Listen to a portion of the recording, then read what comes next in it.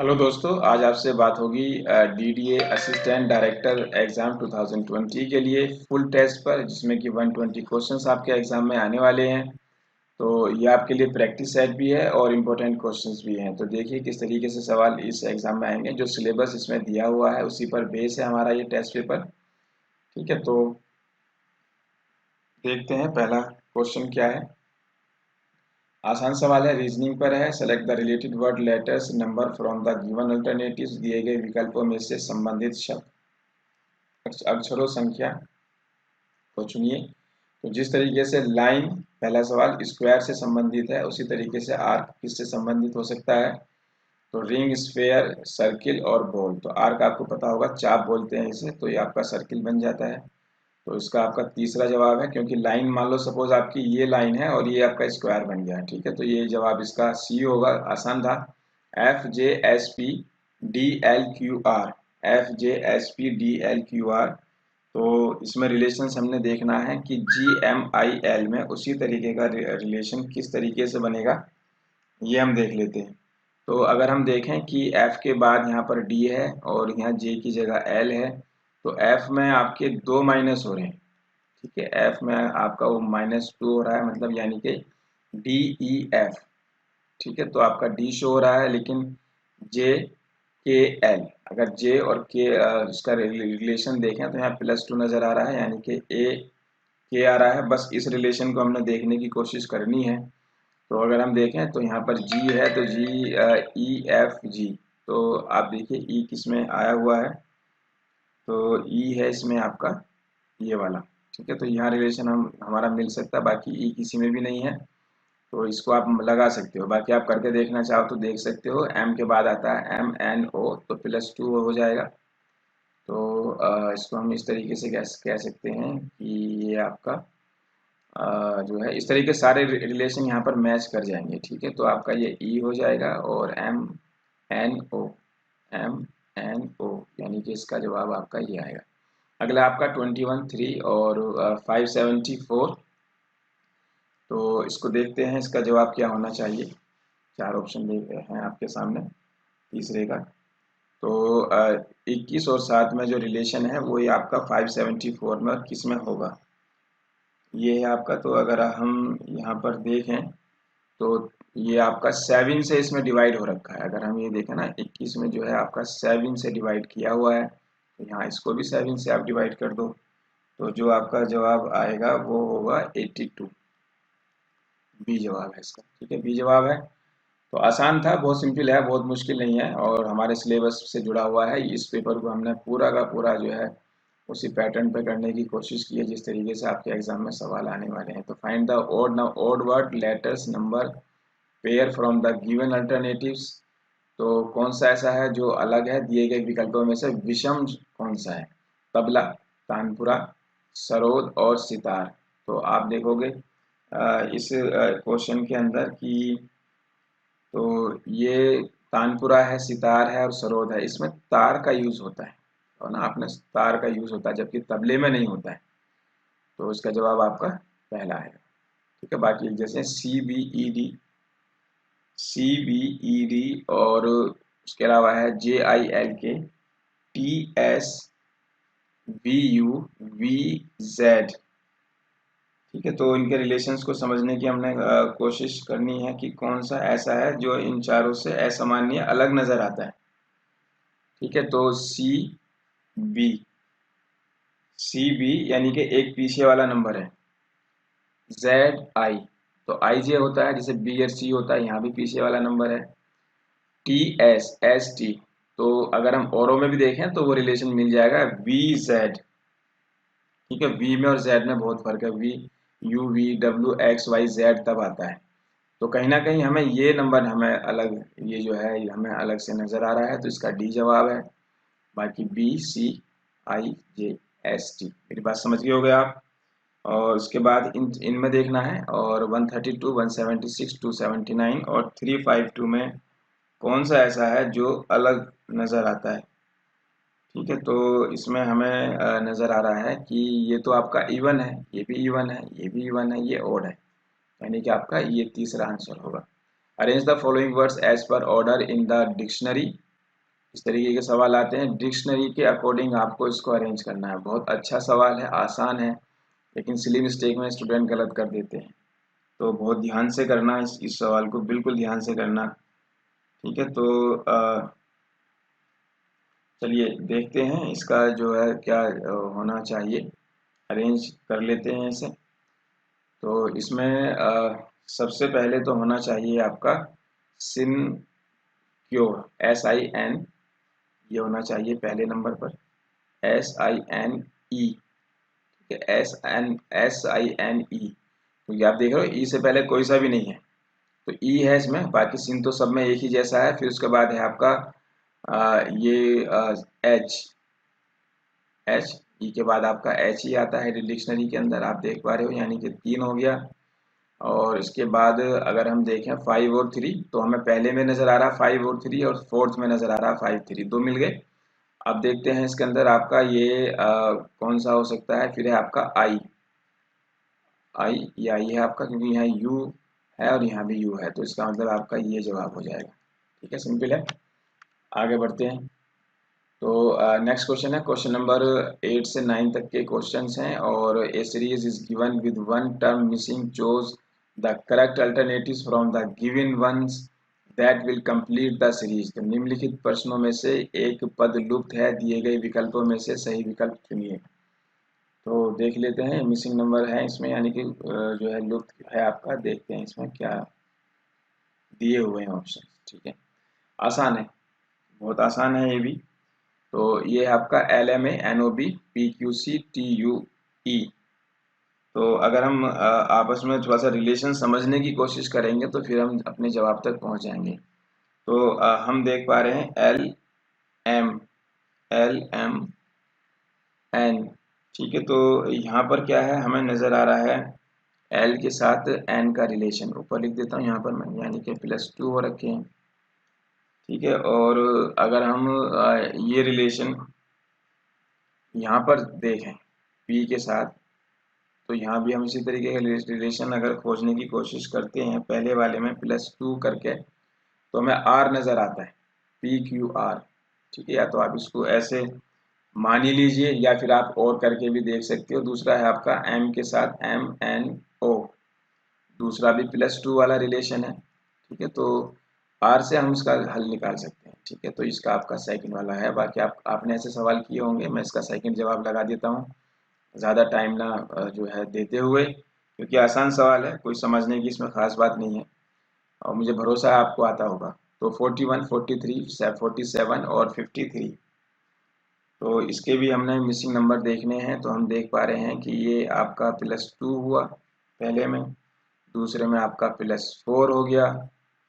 ठीक है, सेकंड वाले में, यानी कि 43 के बाद आपका +4, और उसके बाद है आपका +6। ठीक है, ये आपका +6 है।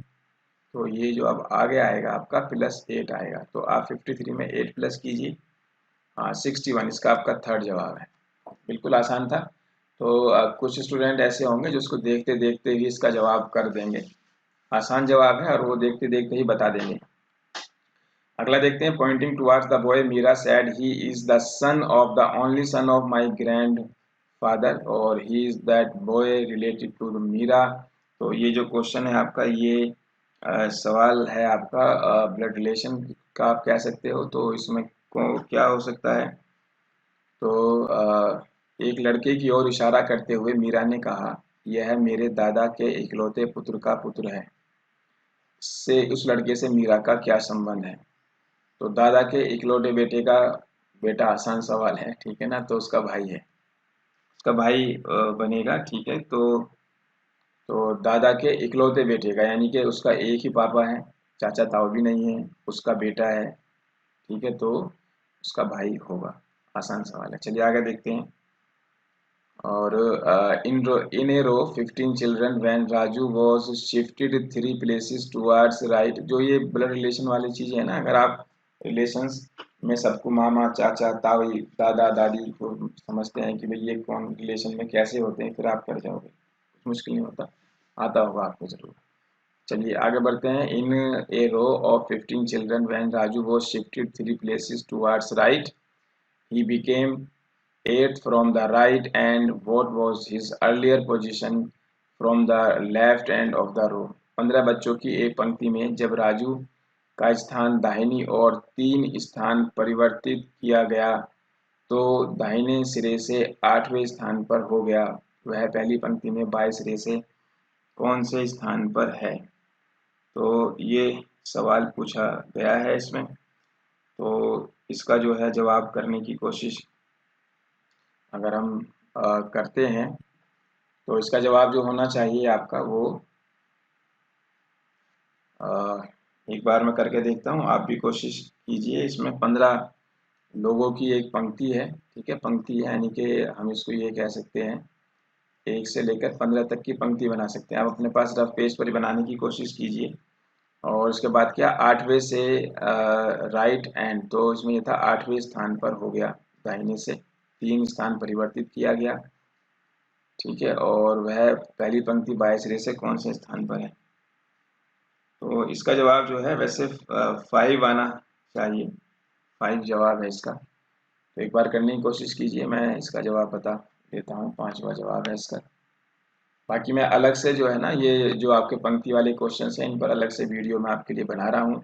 अभी हम प्रैक्टिस सेट करवा रहे हैं तो हमने थोड़ा सा टाइम की लिमिटेशंस यहाँ पर रखनी है जिससे कि हम पूरा पेपर पढ़ पाएँ, ठीक है, और आपका भी सब्र बना रहे। आसान सवाल हैं, आप इन क्वेश्चंस को मेरे साथ प्रैक्टिस करने की कोशिश कीजिए। तो इसका 5वें स्थान पर आएगा, आप पंक्ति बनाकर गिन कर कोशिश करोगे तो आ जाएगा। From the given alternative words, select the word which cannot be formed using the letters of the given word। तो निम्नलिखित विकल्पों में से वह शब्द चुनिए जो दिए गए शब्दों के अक्षरों के प्रयोग करके नहीं बनाया जा सकता है। तो कॉमन सेंस का है, बड़ा आसान सा है। तो इसमें जो है ये है आपका, तो वर्ड क्या है आपका प्रेडिकेमेंट करके लिखा हुआ है, तो इसमें जो है आपका ये डी नहीं बन सकता है, ठीक है, PRIMER जो है इससे नहीं बनाया जा सकता है। तो इसमें जो है आपका PRIMER, क्योंकि आर जो है इसमें एक ही है सिर्फ, ठीक है, आर एक ही है, तो ये नहीं बन सकता है। और question number 13, in a certain code teacher is written as VGCEJGT, how is children written in the code is.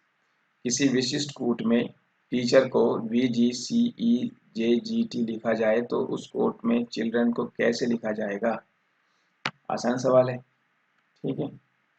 तो अभी मैं प्रैक्टिस सेट करवा रहा हूँ आपसे तो क्वेश्चंस की उसमें, तो आप तो अभी इनके लिए मैंने अलग से जो है आपके लिए वीडियोस बनाई हैं अलग अलग टॉपिक पर, ठीक है, वहाँ पर हम इसको थोड़ा सा डिटेल में सारी टाइप्स बताने की कोशिश की है।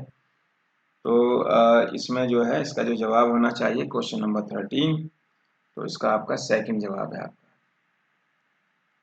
ठीक है, सेकंड आपका जवाब है, क्योंकि टी की जगह अगर वी लिया है तो सी की जगह ई आएगा।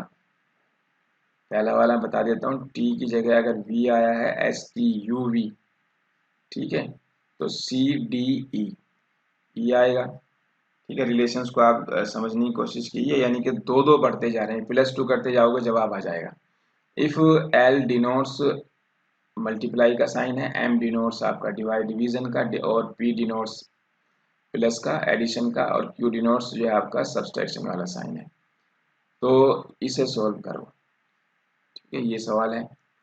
और तो इसे जो है अगर आप सोल्व करोगे तो आपका 10 आंसर आएगा। मैं इसका जवाब बता देता हूँ, आप बाकी रफ में इसका करने की कोशिश कीजिए।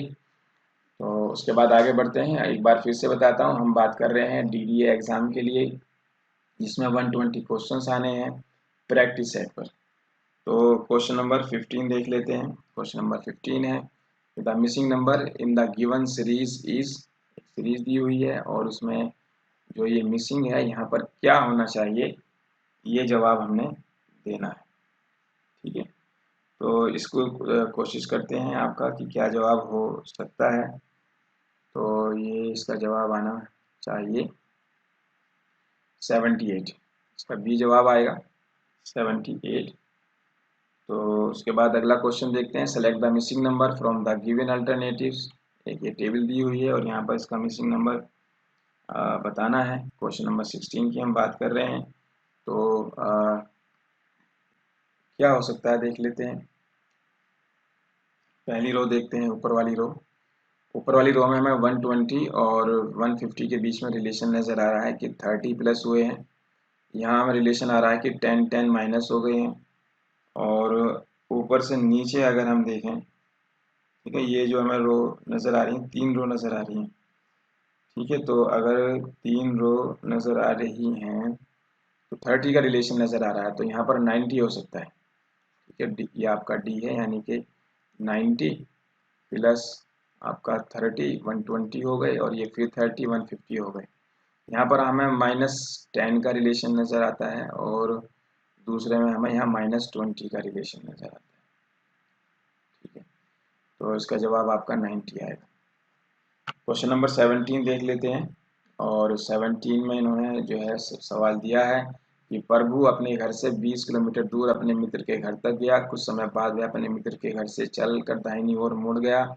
15 किलोमीटर तक उद्यान में पहुंचा, वहां कुछ देर विश्राम करके फिर चल पड़ा। दाहिनी ओर मुड़कर 18 किलोमीटर चला, पेट्रोल पंप पहुंचा, वहां से वह फिर से दाहिनी ओर मुड़ा, 15 किलोमीटर चला, और तब वह अपने किलोमीटर की ओर चलकर घर पहुंच गया। ठीक है, तो कितने किलोमीटर चलकर वो अपने घर पहुंचेगा, ये सवाल पूछा गया है। तो इसके ऑप्शंस दे रखे हैं, आप इसको जो है बनाते चलोगे तो कर जाओगे। आसान सवाल है। तो इसका जो जवाब आपका आएगा वो 2 किलोमीटर इसका जवाब है। आप इसको एक बार करने की कोशिश कीजिएगा। तो पहले दिया था इसमें, पर वो travel from his house distance 20 kilometre to his friends house. ठीक है, तो 20 किलोमीटर की तरफ मुड़ता है, फिर दाहिनी ओर मुड़ता है। अगर हम इसको ऐसे लेके चलें, ठीक है, ये इस तरीके से, तो ये आपका 20 हो गया। आसान सवाल है, आप इसे कर सकते हो। ठीक है, मैं इसलिए नहीं करवा रहा हूँ क्योंकि मैं प्रैक्टिस सेट करवा रहा हूँ आपके क्वेश्चंस देकर। आप कोशिश करो, आपने एग्ज़ाम अभी देना है, बाकी मैंने इनके लिए वीडियोस अलग से बनाई हैं। तो अगर हम इस तरीके से देखें तो आपका ये 18 है, ये 20 है, तो यहाँ से चला था तो ये 20 किलोमीटर 2 नज़र आता है हमें, इनका 20 का गैप। तो 2 किलोमीटर चलकर वो अपने घर पहुंचेगा। ठीक है, यानी कि फाइनली वो यहाँ कर रुका, चला था यहाँ से, यहाँ पर रुक गया, और 2 किलोमीटर का गैप है आपका। ठीक है, 2 किलोमीटर। तो पहला ही जवाब है इसका। आगे बढ़ते हैं। Consider the given statement to be true and decide which of given conclusions assumptions can definitely be drawn from the given statements. तो इसके बाद ये क्वेश्चन नंबर 18 की मैं बात कर रहा हूँ आपसे। तो इसमें सम फ्लाइज आर ants और all insects are ants। Conclusion है all flies are ants and some ants are insects। तो इसको हम इस तरीके से कर सकते हैं, वेन डायग्राम से हम करने की कोशिश कर सकते हैं इसे। ठीक है, तो इसमें हो गया आपका, ये तो ants हो गई यानी कि चींटियां हो गई, और ये आपके इंसेक्ट हो गए कीट, और ये आपकी हो गई मक्खियां फ्लाई। ठीक है, तो अगर इसको हम देखें तो इसका जो जवाब होना चाहिए, ऑप्शंस देख लेते हैं। तो ऑप्शन 1 था कि कंक्लूजन ओनली कंक्लूजन 1 सही है, निष्कर्ष 1 सही है। दूसरा देखते हैं, ओनली कंक्लूजन सेकंड फॉलोज, तो इसका दूसरा वाला जवाब ठीक है। इसके बाद है आपका एक from the positions cube shown below which letter will be on the face opposite of face with A. तो ये घन दिखाया हुआ है और उसमें उसकी साइड्स दिखा रखी हैं। चलिए देख लेते हैं इस सवाल को। तो इसका क्या होना चाहिए, तो इसमें देखते हैं। तो इसमें जो कॉलम जिस तरीके से दिखा रखी है, तो ए का अपोजिट हमें डी नज़र आ रहा है, यहाँ लिख देता हूँ ऊपर। ठीक है, वैसे आप इनके आंसर्स प्रैक्टिस करके मुझे जवाब देने की कोशिश कीजिए। ए का अपोजिट हमें डी नज़र आ रहा है, बी का अपोजिट हमें ई नज़र आता है, और एफ का नज़र आता है सी। तो इसका जो जवाब है वो सेकंड होना चाहिए। ठीक है, डी, क्योंकि ए का ही पूछा गया है।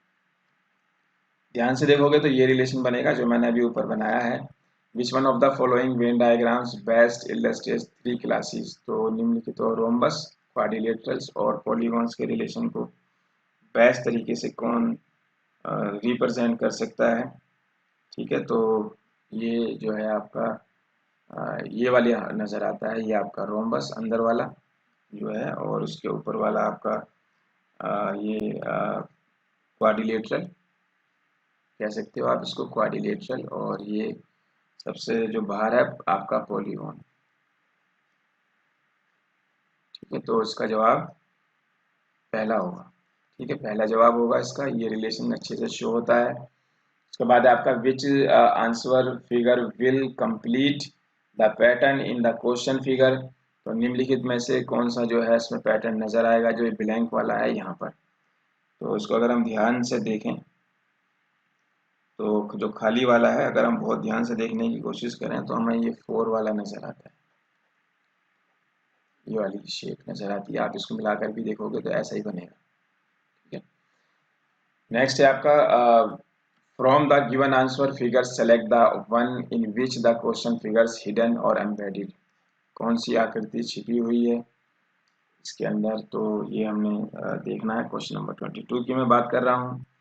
तो 22 जो है आपका, इसमें जो नज़र आती है हमें, तो ये जो हमें नज़र आ रही है, ये आप देख रहे हो ना, आप बहुत ध्यान से देखो कि ये सीधा ऐसे कट है, ये ऐसे कट है, ऊपर से फिर हाफ, ये फुल सर्किल सी में नज़र आता है। पहचानना ही तो है, बस कुछ ही नहीं है, समझने के लिए बेसिक बात है। अगला है नेक्स्ट है आपका piece of paper is folded and cut as shown below in the question figures from the given answer figures indicate how it will appear when opened। तो क्वेश्चन नंबर 23 की बात कर रहे हैं, और प्रश्न आकृतियों में दिखाए अनुसार कागज को मोड़कर काटने तथा खोलने के बाद वह किस उत्तर आकृति जैसा दिखाई देगा। तो ये इस तरीके से इसको फोल्ड किया गया, फिर इसको काटा गया, फिर एक और फोल्ड किया गया, फिर उसको यहाँ पर कट लगाया गया। तो ये इसमें दिखाया गया है क्वेश्चन नंबर 23। तो इसका जो बनकर आएगा, यानी कि चारों तरफ नजर आएगा, ये हमें ये नजर आएगा, सी वाला।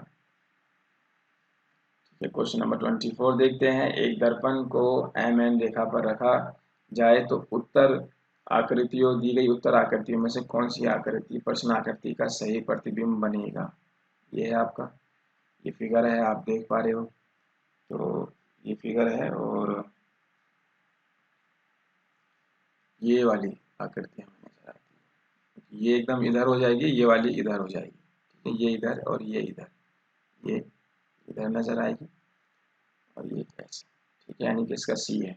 अगला क्वेश्चन आपका, in the question word is represented by only one set of numbers as given in any one of the alternatives, the sets of number given in the alternatives are represented by two classes of alphabets as in two matrices given below. The columns and rows of matrix 1 are numbered from 0 to 4 and matrix second are numbered from 5 to 9. A letter from these matrices can be represented first by its row and next by column. G can be represented by 0, 4, 4, 0 and K can be represented 56, 57. Similarly, you have to identify set of the word nice. तो nice को पहचानना है, और ये matrices दी हुई हैं, 4 option है आपके सामने। तो अच्छा सवाल है, और देखो एक बार करने की कोशिश करते हैं। क्वेश्चन नंबर 25 देख रहे हैं। तो इसमें जो है, जो चीज़ें हमें नज़र आ रही हैं, NICE। तो NICE, तो N जो आपका बनकर आ रहा है 66 में, और इसके अलावा जो है I58, और C है आपका 33, और E है आपका 02। ये है आपका 02, जैसे कि आप देख पा रहे हो ना, 0 है, ये 2 है। तो ये है आपका 02। तो क्या बन के आएगा इसमें, ये जवाब किसमें है देखिए, हाँ C जवाब है इसका। ठीक है, इसका C जवाब ये आ जाएगा, सॉरी इसका A पहला वाला जवाब है। ठीक है ना, 66, 58 और 33 और 02। तो वो किस तरीके से मिला रहे हैं, हमने E ढूंढा है, E आपका ये है, तो E आपका ऐसे मिलता है 0 और 2 पर। इसी तरीके से आपने नाइस को ढूंढना है, कोई और वर्ड भी आप ढूंढ सकते हो। चलिए अगला सवाल देखते हैं, और जो इसमें क्वेश्चन नंबर 26 है। टोटल हमने 120 क्वेश्चन रखे हैं इस पेपर के अंदर। तो सारे पूरे क्वेश्चंस करेंगे। तो इसमें क्या है, जो पहला सवाल है आपका, bilateral monopoly situation is, GK वाले क्वेश्चंस भी आपके आने हैं। तो when there are only two sellers of a product, when there are only two buyers of a product, when there is only one buyer and one seller of a product, और when there are two buyers and two sellers of product। तो इसमें देख लेते हैं किसको बोला जाता है, मतलब बायलेटरल मोनोपोली। बायलेटरल मोनोपोली का मतलब है जब एक वस्तु का सिर्फ एक ग्राहक और एक विक्रेता हो, ठीक है, यानी कि एक बायर और एक सेलर हो। तो इसका जवाब आपका सी आएगा, उसको बाई लेटरल मोनोपोली कहते हैं, पक्का याद कर लेना, इंपॉर्टेंट है। लोरेंज कर्व शोज, जो आपका लोरेंज कर्व शोज है वो क्या शो करता है, सवाल भी बहुत आता है, कर्व्स के ऊपर हमेशा सवाल मिलते हैं। इन्फ्लेशन को, अनएम्प्लॉयमेंट, इनकम डिस्ट्रीब्यूशन और पावर्टी, ठीक है। जैसे आपका लोरेंज है, फिलिप्स कर्व है, और भी कई सारे ऐसे कर्व वो हैं, कर्व जिन पे सवाल होते हैं। तो आपका है इनकम डिस्ट्रीब्यूशन, लॉरेंज कर्व हमेशा इनकम डिस्ट्रीब्यूशन को बताता है, ठीक है। तो उसके बाद है आपका प्रिवेंटिव डिटेंशन एक्ट द्वारा क्या रोका जाता है। तो प्रिवेंटिव डिटेंशन एक्ट के जरिए जो रोका जाता है आपका, वो इंसान की आज़ादी है। आर्टिकल 22, आर्टिकल 22 में दिया हुआ है आपका ये, तो जो हमारे कॉन्स्टिट्यूशन का है, तो इसका आपका आज़ादी है। Ornithophily is affected by, ornithophily, तो ऑर्निथोफिली जो है आपका किसके द्वारा होता है, तो बर्ड्स, ठीक है। आपका ये फोर्थ जवाब आएगा। और उसके बाद है क्वेश्चन नंबर 30, गौतम बुद्ध कहाँ से थे, किस रिपब्लिक से बिलोंग करते थे। तो ये आपका शाक्य फैमिली से थे, शाक्य फैमिली से। गौतम बुद्ध का नाम, फादर का नाम जो है सिद्धार्थ था, तो ये आपके शाक्य फैमिली से हैं आपके गौतम बुद्ध, ठीक है। तो गौतम बुद्ध के बारे में आपने सुना होगा, बुद्धिज्म को इन्होंने फैलाया था। 4 बुद्धिस्ट काउंसिल हुई थी, उन पे भी सवाल पूछा जाता है। चलिए आगे बढ़ते हैं। निम्नलिखित में से कौन सा आग्नेय शैल नहीं है, ठीक है, कौन सा ऐसा है जो आपका इग्नियस रॉक नहीं है। देखो इग्नियस रॉक जो है जनरली जो आपका इसका एग्जाम्पल है ग्रेनाइट पत्थर होता है, जो आपके यहाँ किचन वगैरह में नहीं लगता, बड़ा सख्त सा होता है, उन्हें लावा चट्टाने भी कहते हैं। तो ग्रेनाइट तो है, उसमें दे रखा है, इसमें पूछा कौन सा नहीं है, तो ग्रेनाइट भी है, बेसोल्ट भी है, तो इसका जो जवाब होना चाहिए, और गैब्रो भी है, डोलोमाइट नहीं, ठीक है, डोलोमाइट नहीं है, पहला वाला जवाब है इसका। तो 3 तरीके की आपकी रॉक्स होती हैं, इग्नियस होती है, सेडिमेंट्री होती है, आपने पहले से पढ़ रखी होंगी, एक मेटामॉर्फिक होती है। तो उसमें उनके एग्जाम्पल याद करने होते हैं। विटामिन के ऊपर सवाल है, कैल्शियम के अवशोषण में सहायक है, तो बहुत आसान सवाल है, इसका जवाब तो आप जरूर दे दो कमेंट बॉक्स में। तो इसका डी जवाब है। कैल्शियम जो ना हड्डियों के लिए, विटामिन डी भी सन में नहीं बैठते आप लोग, हड्डियां मजबूत होती हैं। सूर्य की सबसे भारी परत को क्या कहते हैं, सूर्य की जो सबसे भारी परत होती है उसको क्या बोला जाता है, तो सूर्य की सबसे भारी परत को क्रोमोस्फेयर कहते हैं, ठीक है। तो क्रोमोस्फेयर आपका सेकंड ऑप्शन, आपके लिथोस्फेयर, क्रोमोस्फेयर, फोटोस्फेयर, कोरोना, ठीक है, कोरोना नाम आजकल वायरस के लिए भी चर्चा में है, तो क्रोमोस्फेयर बोला जाता है। आगे बढ़ते हैं। Constantly running system program process are known as, are known as, तो इसमें 4 ऑप्शन है, देखते हैं क्या जवाब हो सकता है। तो उसका जवाब है आपका पहला वाला ही, आपका डीमन बोला जाता है आपका, constantly running system program process demon. और निम्नलिखित में से किस विटामिन में नाइट्रोजन होता है, बहुत अच्छा सवाल है, इंपॉर्टेंट क्वेश्चन है। तो जल्दी से जवाब बताओ कि कौन सा विटामिन है जिसमें इसमें नाइट्रोजन होता है, तो वो है आपका बी, बी के अंदर होता है। चलिए आगे बढ़ते हैं और इसके बाद अगला क्वेश्चन करने की कोशिश करते हैं। Science dealing with study of soil is called, तो सॉइल का जो अध्ययन है, सॉइल का जो विज्ञान है, तो वो किससे संबंधित है, क्या बोला जाता है इसको, तो पीडोलॉजी, पीडागोगी, इकोलॉजी, पोमोलॉजी, मृदा विज्ञान या आपका पैडोलॉजी। तो इसको आप इंग्लिश में ही याद करो, हो सकता है वहाँ पर ये पैडोलॉजी ऐसे लिखा हुआ आए, मृदा विज्ञान ना आए, ठीक है। तो आगे बढ़ते हैं। With which sport of PV Sindhu, तो आसान सवाल है, बैडमिंटन से जुड़ी हुई है। और जो है कई सारे सवाल पूछे जाते हैं स्पोर्ट्स के पर्सन्स के ऊपर, ठीक है। नहीं तो कल केबीसी में भी एक सवाल पूछ रखा था, ठीक है ना, स्पोर्ट्स पर्सनैलिटी के ऊपर था। तो एक जो है महिला क्रिकेटर हैं, क्रिकेटर का नाम था उनका ऊपर, तो कल ही पूछा गया है। और अभी शाम में आज रात 9 बजे तक लाइनें खुली हुई हैं, तो उसमें आप उसका ऑप्शन देख लेना। शायद सी ऑप्शन है, क्रिकेटर हैं, शिल्पा समथिंग कुछ नाम है, वर्मा है। चलिए, तो in hydel power station the motion produced in turbines is due to, तो इसमें है आपका कि हाइडल पावर स्टेशन, तो इसमें क्या होता है कि जो टरबाइन किससे चलता है, ठीक है। देखो, हाइडल पावर में जो बिजली बनती है ना, टरबाइन पर पानी के गिरने से जब टरबाइन घूमता है तो बनती है। तो इसका जवाब आपका पहला है।